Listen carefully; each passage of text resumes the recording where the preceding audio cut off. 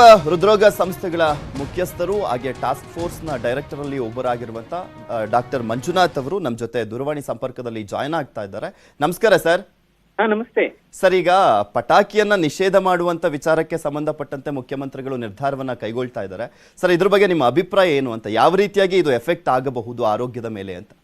ಈಗ ಏನಾಗುತ್ತೆ, ವಾಯು ಮಾಲಿನ್ಯ ಈಗ ನಮ್ಗೆಲ್ಲ ಗೊತ್ತಿರೋ ಹಾಗೆ ವಾಯು ಮಾಲಿನ್ಯ ಜಾಸ್ತಿ ಆದ್ರೆ ಈ ನಮ್ಗೆ ರೆಸ್ಪಿರೇಟರಿ ಟ್ರ್ಯಾಕ್ಟ್ ಇನ್ಫೆಕ್ಷನ್ ಅಂತ ಏನ್ ಹೇಳ್ತೀವಿ, ಉಸಿರಾಟದ ಸಮಸ್ಯೆಗಳು ಜಾಸ್ತಿ ಆಗುತ್ತೆ.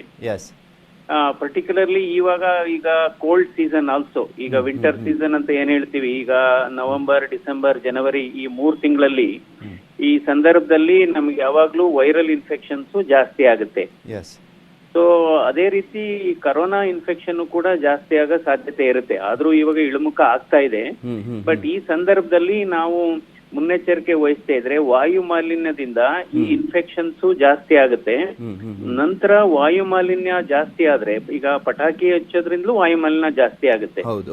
ಸೊ ಅದರಿಂದ ಈ ವಾಯು ಮಾಲಿನ್ಯ ಜಾಸ್ತಿ ಆದಂತ ಸಂದರ್ಭದಲ್ಲಿ ಯಾರಿಗಾದ್ರೂ ಈ ಕರೋನಾ ಸೋಂಕು ತಗುಲಿದ್ರೆ ಅಂತ ರೋಗಿಗಳಿಗೆ ಕಾಂಪ್ಲಿಕೇಶನ್ ಜಾಸ್ತಿ ಆಗುತ್ತೆ.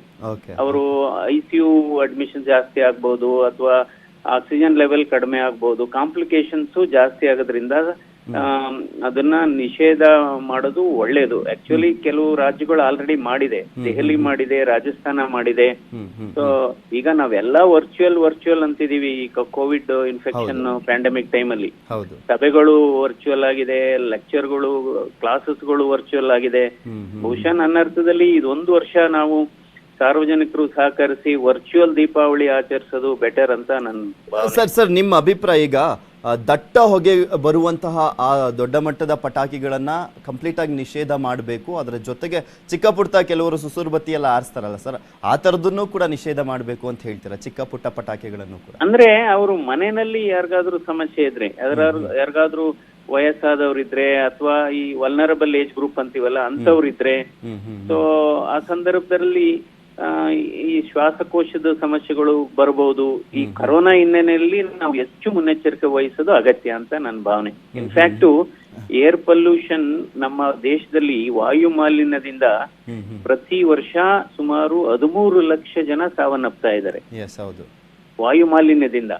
ಸೊ ಅದರಿಂದ ಈ ವಾಯು ಮಾಲಿನ್ಯ ಹಿನ್ನೆಲೆಯಲ್ಲಿ, ಅದು ಈ ಚಳಿಗಾಲದ ಹಿನ್ನೆಲೆಯಲ್ಲಿ ಬಹುಶಃ ನಾವು ಇದ್ರ ಬಗ್ಗೆ ದೆಹಲಿಯಲ್ಲಿ ಆ ಒಂದು ಕಾರಣಕ್ಕೋಸ್ಕರನೇ ಈಗ ಬೇರೆ ಬೇರೆ ಕೇಸ್ಗಳನ್ನ ಹಾಕಿ ಫೈನ್ ಎಲ್ಲ ಹಾಕುವಂತ ಕೆಲಸವನ್ನ ಮಾಡ್ತಾ ಇದ್ದಾರೆ ವಾಯು ಮಾಲಿನ್ಯವನ್ನ ತಡೆಗಟ್ಟುವಂತ ನಿಟ್ಟಿನಲ್ಲಿ. ದೆಹಲಿಯಲ್ಲಿ ಆಲ್ರೆಡಿ ವಾಯು ಮಾಲಿನ್ಯ ಇದೆ.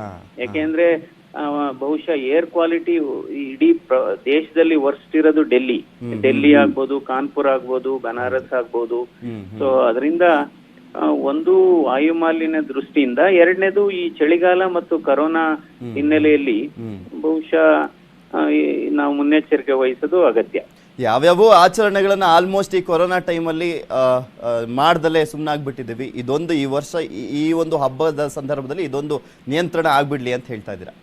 ಹೌದು. ಅಂದ್ರೆ ಈ ಸರಿ ದೀಪಾವಳಿ ಅಂದ್ರೆ ಏನು, ಹೆಚ್ಚು ಕಡಿಮೆ ದೀಪ ನಾವು ಹಚ್ಚಿ ಆಚರಿಸೋದು. ದೀಪ ಹಚ್ಚೋಣ, ಎಲೆಕ್ಟ್ರಿಕ್ ದೀಪ ಬೇಕಾದ್ರೆ ಹಚ್ಚಬಹುದು, ಎಣ್ಣೆ ದೀಪ ಹೇಗಿದ್ರು ಹಚ್ಚುತ್ತೀವಿ.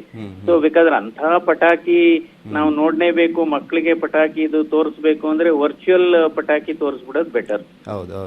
Thank you sir, thank you so much sir. News 18 ಜೊತೆ ಮಾತನಾಡಿ ನಿಮ್ಮ ಅಭಿಪ್ರಾಯವನ್ನ ವ್ಯಕ್ತಪಡಿಸಿದ್ದಕ್ಕೆ. ಡಾಕ್ಟರ್ ಮಂಜುನಾಥ್ ಅವರು ಜಯದ